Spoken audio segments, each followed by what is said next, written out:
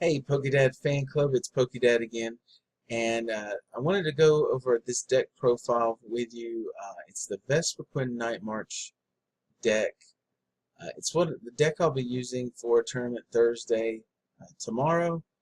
Uh, so this is the deck that I built for my son Lucas, also known as Link Geek. It's the one he's going to be using in the upcoming league challenge we have.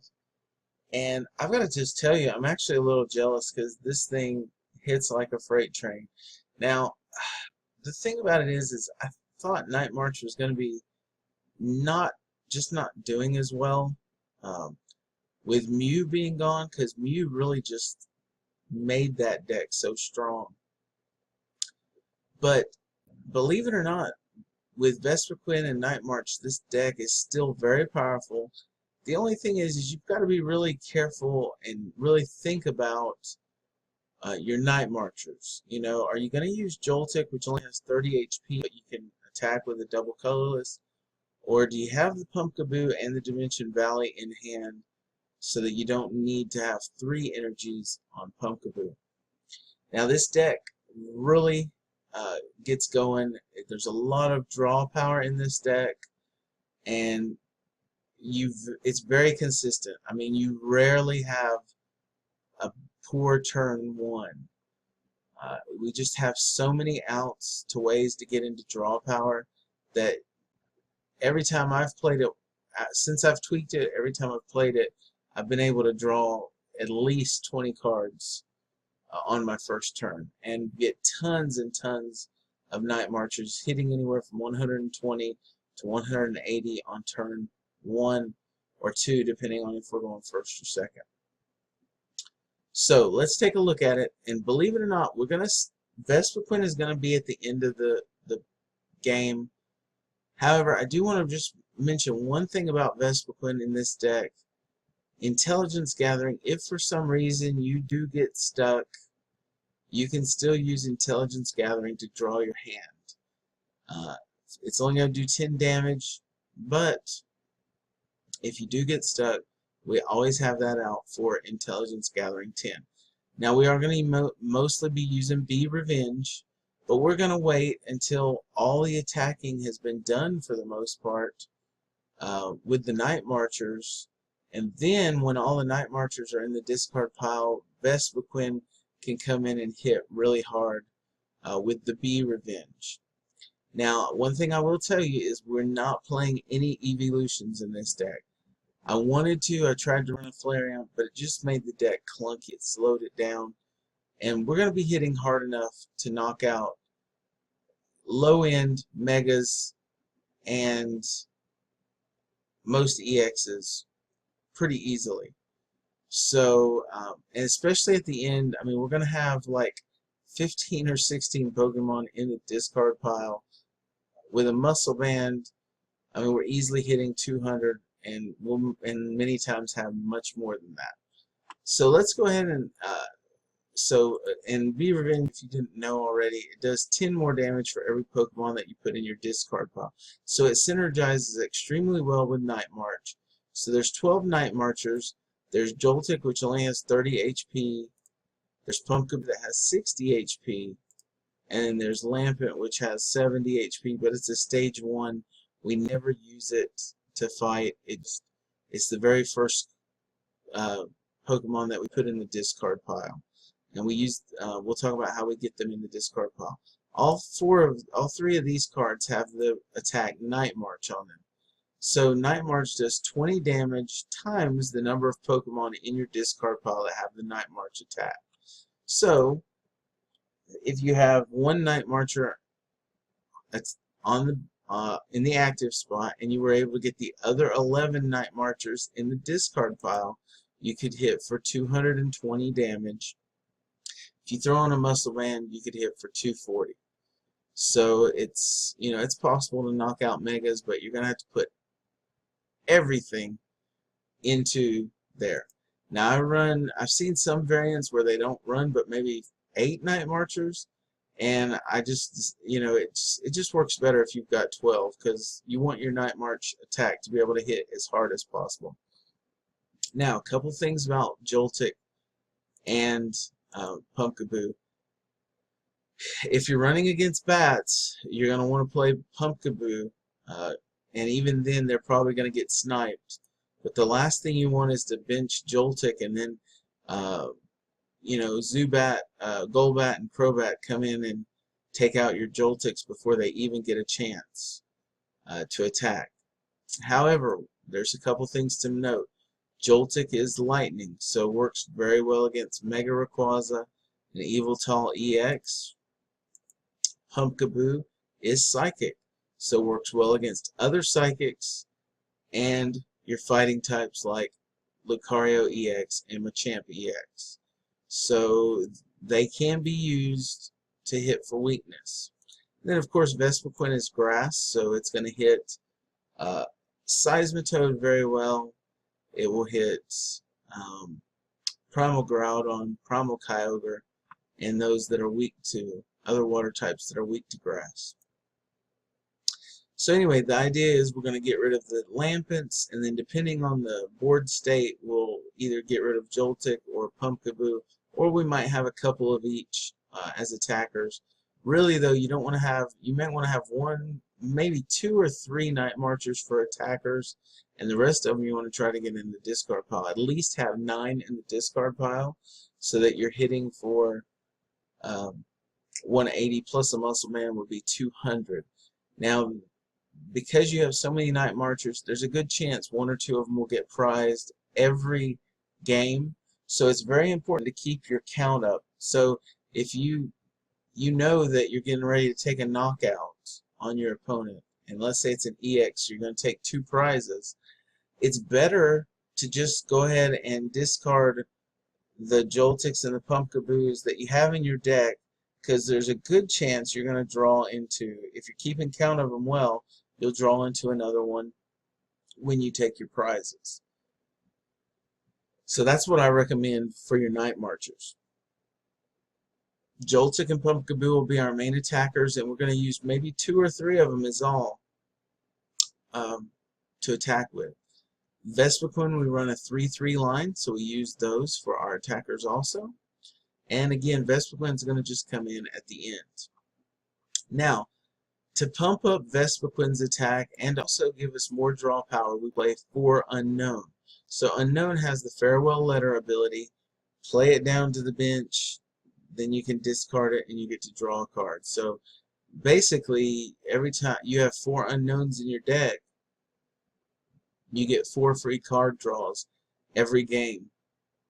They can also be used for Ultra Ball fodder, getting them into the discard pile, but actually we would rather Night Marchers for the Ultra Ball fodder, using Unknown for the draw power. Also, we play 2 Shaman EX. This is what helps us get a very solid turn 1 going. A lot of times you can, with Acrobikes and Trainer's Mail and Shaman, you can get through 10-15 cards of your deck without even needing to get to a supporter, and then throw in a Sycamore, and now you're hitting easily, looking at maybe the first half of your deck on turn 1. So now there are, and I will say there are times where I have gotten through my deck just with Unknowns and Acrobikes so fast and Battle Compressors that I didn't have to use my Shamans, and was still able to not, if I don't have to bench them, that's actually a very good thing, because then everything I'm playing is just a 1 card, 1 prize knockout. If I don't have to bench my Shamans, then I don't have to put any EXs on the bench and potentially get our opponent take a 2 card knockout. So so there are times where Shaman's not even needed, but that's very rare. Most of the time you're going to at least bench 1, and there are going to be times where you're going to need to bench both of them. If you don't have Shaman, to make this more budget friendly, you can reduce 1 Shaman and put another Sycamore in, and then you could reduce another one and then put in another draw supporter, whether it be Shauna or Birch. One thing I got to remind you though is you're still playing 4 VS Seekers. You've got Battle Compressors, so you can get a Sycamore into the discard pile. So there's a good chance you're going to draw into a VS Seeker and a Battle Compressor or the Sycamore by itself, and you'll easily be able to roll with this deck even without the Shamans. But the Shamans do add much more consistency. If you don't play them though, I would recommend adding a Sycamore and then another draw supporter. Just makes sense. Alright, now to get this thing rolling, we use Acrobike. Sorry, before we go, let's talk about Bunnelby. This is not just a tech against Waylord. It actually is a solid card that we need in this deck. Bunnelby is going to come in at the very end of the game on some certain situations. Because our Night Marchers are really weak, they do tend to get knocked out very easily. And we're mostly going to be attaching double colorless energy. So if I have to attach a double colorless to Joltik, then he gets knocked out. That's a double colorless that I can never get back. Now we want to really try to prize, we want to really be very careful with our double colorless resources. We might have a couple prized, or we might have to throw one away because of an Acrobike. And we want to try not to do that, because we want to have 4 attachments, if at all possible, so that we can get 4 good attacks off before our opponent, and hopefully do it quickly so our opponent doesn't knock us out before we knock them out. But in the case that we don't, we have Bunnelby.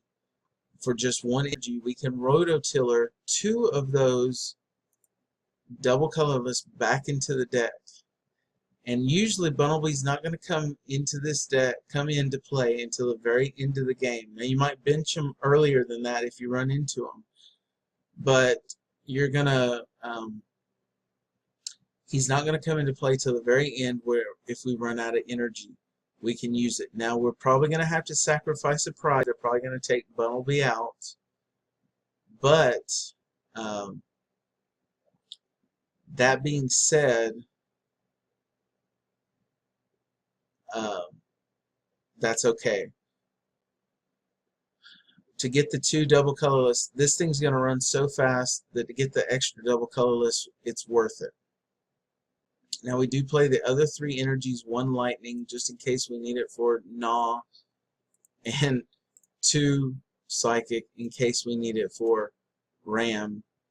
But if you're having to use those attacks, then we've got some problems, which you rarely will need to. Now, the engine that makes this thing go is 4 Acrobikes. I mean, Acrobike is put in here so we can just look at the top 2 cards of our deck, discard 1, keep 1 in our hand. Mostly we're hoping to discard Night Marchers, okay? We also don't have a problem discarding supporters, because we can always VS Seeker them back. The other thing is we use Battle Compressor. This is going to thin our deck out, but it's also going to get Night Marchers into the discard pile right away. So we play 3 Battle Compressors so that we can get Night Marchers, or sometimes we can put a Sycamore or something in there so that if we have a VS Seeker in hand, we can use that to blow through our deck even more. Play 3 Trainer's Mails. This helps us to look at the top 4 cards of our deck and reveal a trainer card, so it can help us to draw into VS Seeker or Sycamore or an Acrobike or an Ultra Ball. All of those, or a Battle Compressor, all of those can help us get more draw power. So Trainer's Mills there. Ultra Ball helps us grab whatever we want, but particularly helps us get Shaman so we can draw through our deck even faster. Already talked about Forest VS Seekers. They allow us to get our supporters back. Play 1 Hex Maniac. Because we're using double colorless, we have to have a way to get through walls like Pyroar, Aegislash, and whatnot. So Hex Maniac fits that bill. We only play 1. We don't run into that need a lot. so we can always VS Secret back if we need it more. We just play one Lysander. I normally play two, but this deck is just so packed that we only have room for one. And again, we're playing 4 VS Seekers, so we have plenty of opportunities to get him back when we need him. We only play 3 Sycamores, and I'm telling you, the draw power on this deck is so fast that you don't need 4. 3 will suffice. There are some times where I've gotten to the end of my deck with like just 5 or 6 cards left, and I still have 2 Sycamores in the deck. So even then, you don't necessarily use them that much. Shauna, we play 1 Shauna. There's a couple reasons for this. Every now and then we have a situation where we have a VS Seeker. We don't necessarily want to grab Sycamore because we may have like 2 or 3 energies in our hand. And so we want to keep rolling with the turn, but we don't want to discard everything in our hand. So we'll Shauna, make sure we don't lose those energies or the other valuable resources that we need. All right. We play 3 Dimension Valleys. First I did a 2-2 split, Dimension Valley and Forest of Giant Plants, but the Vespiquens come in so late that we really don't need the Forest of Giant Plants. And plus, so many other people are playing grass anyway, and they're playing Forest of Giant Plants that many times we can use their forest to evolve our Vespiquen quickly if we need to. Dimension Valley really is only played 2 reasons: for Pumpkaboo's attack, and really you should only play it if you know that you're going to use Pumpkaboo's attack. Don't like just play him down. Now if you're going to Sycamore, you might as well play it down anyway, but if you can keep it in your hand until you're actually going to use Pumpkaboo, that's the best strategy with this deck. The other time you might play it is if you absolutely have to counter a stadium. The stadium, like, you know, Rough Seas, you got to get your opponent off that stadium. Otherwise, they're going to just keep healing. Then, by all means, play the Dimension Valley, get the Rough Seas off. But mostly, you want to be very mindful if you're going to use Pumpkaboo or if you're going to use Joltik. If you're going to use Pumpkaboo, make sure you have a Dimension Valley in hand, ready to go.